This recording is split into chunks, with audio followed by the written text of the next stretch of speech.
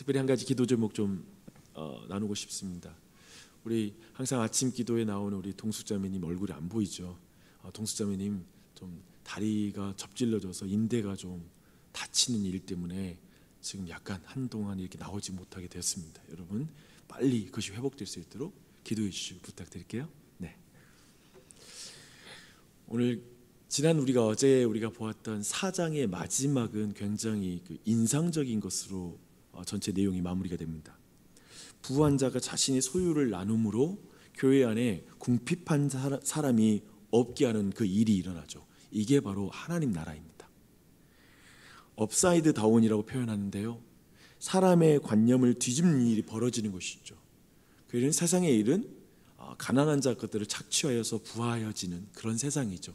하지만 부한 자가 나누어서 모두가 궁핍함이 없게 하는 하나님 나라의 일이 이렇게 벌어지게 됩니다.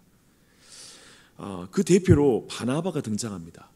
놀랍게도 바나바라는 이름은 다른 사람이 붙여준 명예로운 이름이었습니다. 자기가 바나바라고 부르면서 다른 게 아니에요. 내가 위로자야, 난 격려자야 라고 이렇게 자기를 자랑한 게 아닙니다. 다른 사람이 그 이름을 붙여주었습니다. 즉 바나바는 새로운 공동체 안에서 자신의 이름을 내거나 사도에게 인정받기 위해서 바나바는 자신의 소유를 나눠준 게 아니었습니다. 그걸 분명히 여기 보여주죠. 그런데 5장 1절에서는 이제 이 바나바와는 대조되는 인물이 소개되고 있습니다. 그들의 이름은 아나니아와 삽비라라는 그런 인물입니다. 이들은 하나님 나라가 아니라 매우 사탄적인 행위를 하고 있습니다. 자신의 이름을 내기 위해서, 또 사도들의 인정을 받기 위해서, 그리고 그래서 땅을 팔고 나서 다 바친다고 아마도 사람들에게 공언한 것으로 보입니다. 다 알린 거예요. 다 바쳐. 하나님, 이 모든 건 우리가 다 땅을 팔고 얻은 모든 돈입니다 라고 이렇게 알리면서 바친 것으로 보입니다. 하지만 판 값의 일부를 숨기고 그 일을 행했다라고 말하고 있습니다. 사실 성경은 이제 그를 책망하는데요, 성경은 그가 모든 소유를 바치지 않아서 책망한 것이 아닙니다. 바나바가 가진 어쩌면 명예와 영향력, 그 인정을 자기도 갖고 싶으나 소유, 곧 자신을 여전히 사랑하기 때문에 거짓말한 것을 책망합니다. 그것이 잘못됐다고 말하는 것이죠. 아나니아와 삽비라의 죄는 성령님을 속인 죄였습니다. 그것에 대한 책망을 받고 있습니다. 우리는 지난 주일에 디모데후서 3장 말씀을 보면서 얀네와 얀브레, 즉 경건한 모양은 있으나 경건의 능력은 없는 자, 결국 자신과 쾌락을 하나님보다 더 사랑했기 때문에 그랬던 자들을 책망하는 장면을 보았습니다.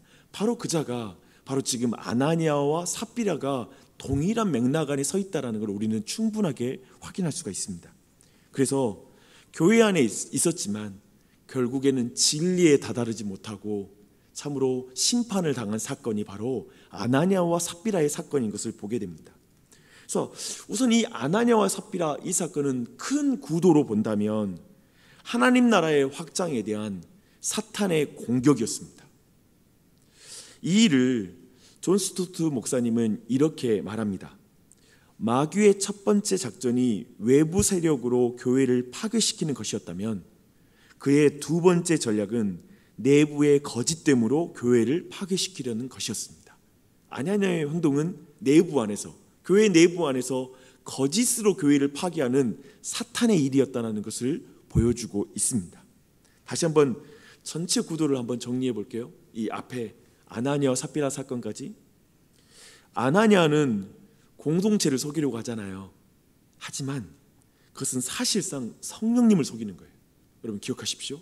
공동체를 속이는 일은 성령님을 속이는 일입니다. 왜냐하면 성령님의 능력이 생명을 부여해 만든 것이 교회이기 때문에 그렇습니다.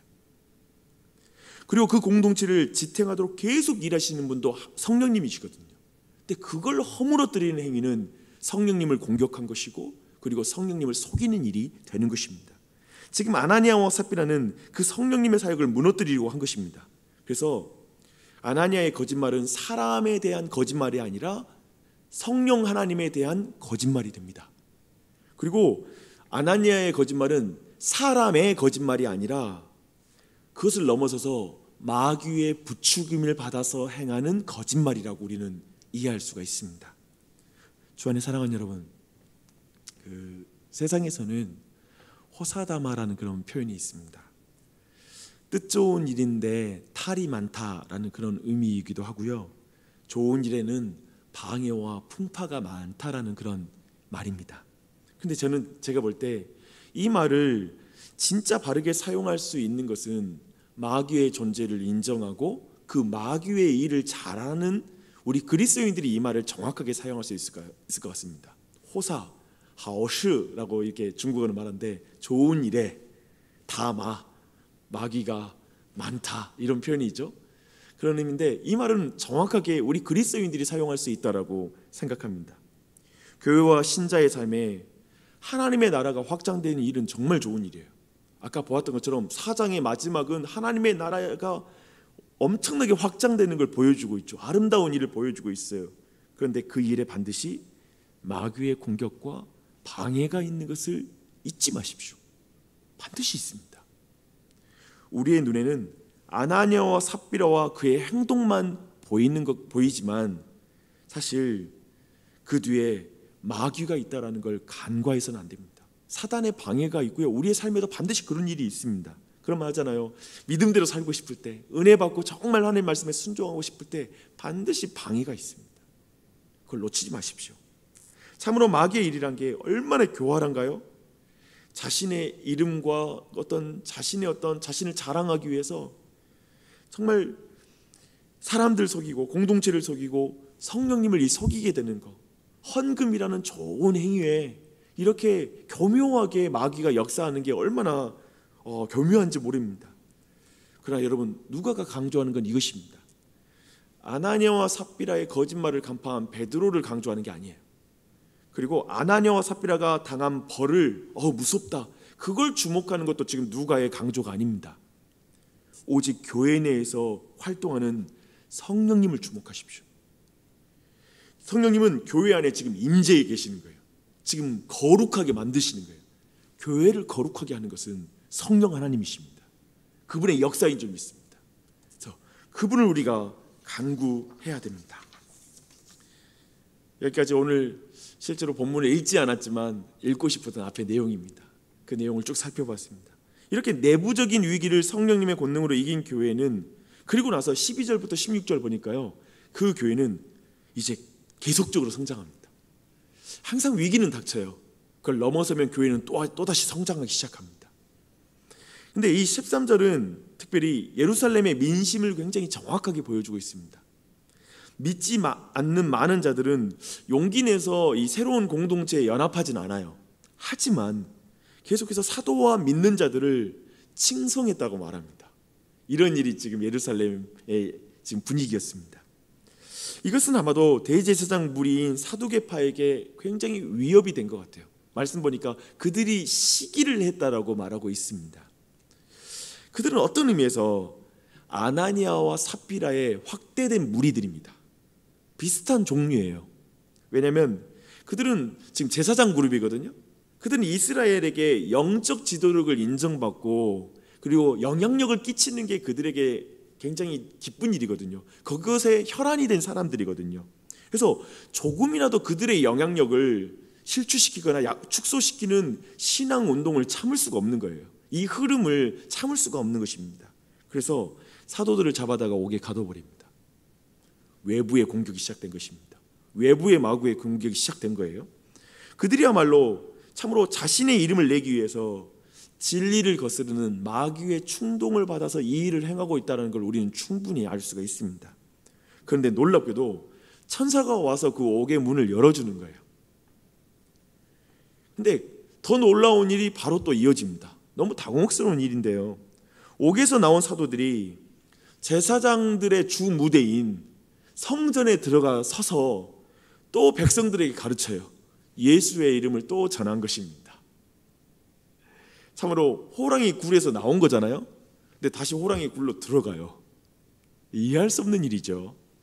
도대체 이들이 하나님이 풀어줬을 때, 천사를 통해 풀어줬을 때 그 뜻을 생각한 것인지, 그런 거 있잖아요. 풀어줬을 때 이제 우리에게 도망칠 길을 열어주시는구나 하고 다른 곳에 가든지 숨어야 되는 타이밍일 것 같은데 도리어 다시 성전에 와서 이렇게 말씀을 전하고 있다라는 거예요. 참 이상한 일이죠.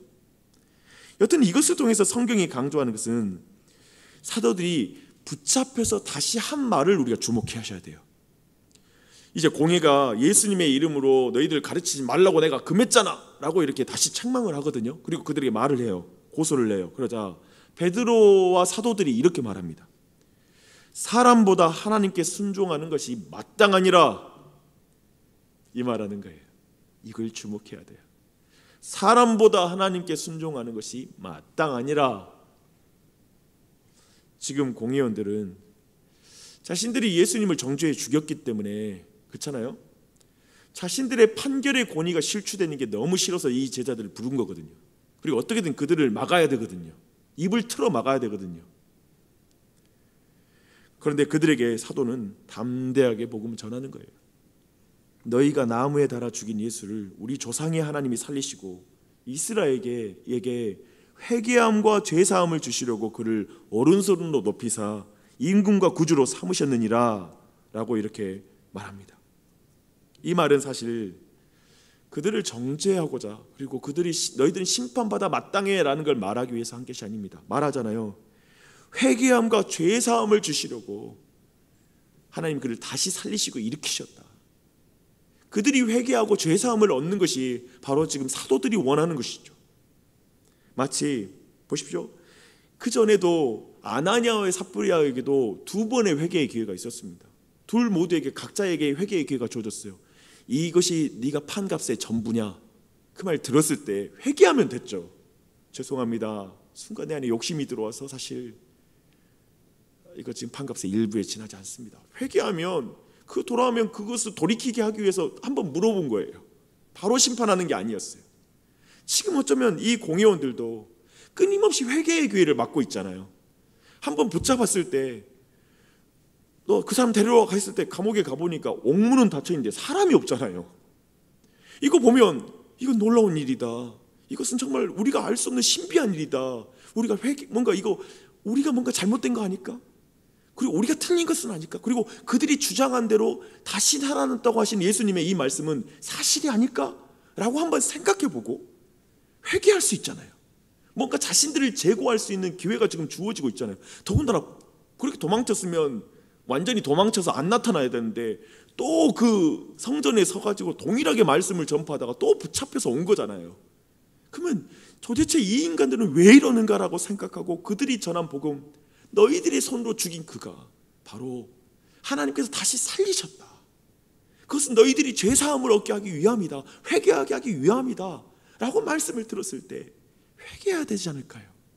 지금 끊임없이 그 기회를 주는 거예요. 사실 이후에 가말리엘에 의해서 제사장들은 일단 제자들을 풀어주는 데까지 동의합니다. 그들의 회개에 대해서는 말하지 않습니다. 하지만 나중에 계속해서 성경 말하는 건 많은 제사장이 무리까지도 예수님을 따랐다라는 말씀이 나옵니다. 이렇게 오늘 말씀의 내용들 쭉 보았습니다. 저는 오늘 특별히 마귀의 일에 대해서 마지막으로 정리하고 같이 우리 기도했으면 좋겠습니다. 마귀의 첫 번째 작전이 외부의 세력으로 교회를 파괴시키는 것이었다면 그의 두 번째 전략은 내부의 거짓됨으로 교회를 파괴시키는 것이다. 마귀의 일은 교회를 파괴하는 일입니다. 교회를 깨뜨리는 것입니다. 특별히 내부적인 것, 거짓말, 특별히 여전히 자기를 사랑하고 자기의 이름을 사랑함으로 말미암아 교회 안에 많은 행위들을 참으로 거짓말 가운데 사람을 속이면서 외식하며 뭔가를 행하는 것, 그 모든 것들을 경계해야 됩니다. 우리는 분별할 필요가 있어요. 하지만 더 중요한 건 뭐냐면 성령 충만할 때 우리는 분별할 수 있고 성령 충만함, 오직 성령님만이 우리를 거룩하게 하신다는 것입니다. 이걸 믿고 기도하십시오. 여러분의 어떤 신앙 행위를 또 막 분별하고 동기에 대해서 막 점검하고 들어가면 욕심이 많이 보일 것입니다. 여러 가지로 불순한 것도 많이 보일 거예요. 제가 봐서 결론이 그렇게 나더라고요. 저도. 근데 그걸 주목하는 게 중요한 게 아니라 하나님, 그래서 저는 성령 충만해야 됩니다. 성령의 은혜가 필요합니다. 그리고 성령님만이 우리 교회를 거룩하게 하십니다. 다른 어떤 것도 교회를 거룩하게 하지 않습니다 라고 고백하며 기도하는 이 아침이 됐으면 좋겠습니다. 또한 두 번째, 외부적으로 공격이 있을 수 있어요. 사단의 공격이 우리 안에 있어요. 분명히 있어요. 두려워하지 마세요. 두려워하지 마세요. 하나님이 하시고자 하시면 옥문을 닫혀준 채로 건져내세요. 하나님께서 우겨싸움을 당할 때도 하나님 우리를 지켜주세요. 보호하세요. 그래서 어쩌면 우리 모두가 위기에서 벗어나는 것이 목적이 아닌 것 같아요. 인생은 내 환경이 어쩌면 좋아지는 것, 이런 것이 목적이 아니라 사람보다 하나님께 순종하는 게 중요해요. 제자들처럼 지금 감옥에서 나오는 게 목적이 아니잖아요. 누구 앞에 서든지 다시금 하나님의 뜻대로 사람에게 순종하는 것보다 난 하나님께 순종하는 게 낫다. 내가 너희의 말대로 행하는 게 아니라 난 하나님의 말대로 행하는 사람이다 라고 하는 것, 그것을 우리 안에 기도 제목을 삼았으면 좋겠어요. 이 아침에도 하나님, 내가 이 한날 사람의 말에 순종하는 게 아니라 하나님의 말에 순종하는 자가 되게 해주시옵소서. 그렇게 간구하며 나아가는 이 아침이 되었으면 좋겠습니다. 우리 서로를 위해서 기도해 주고 목회자를 위해서 기도해 주시고 또 마을과 자녀들 그리고 우리를 넘어서서 더 중보적 기도를 드리는 이 아침이 되셨으면 좋겠습니다. 기도하겠습니다.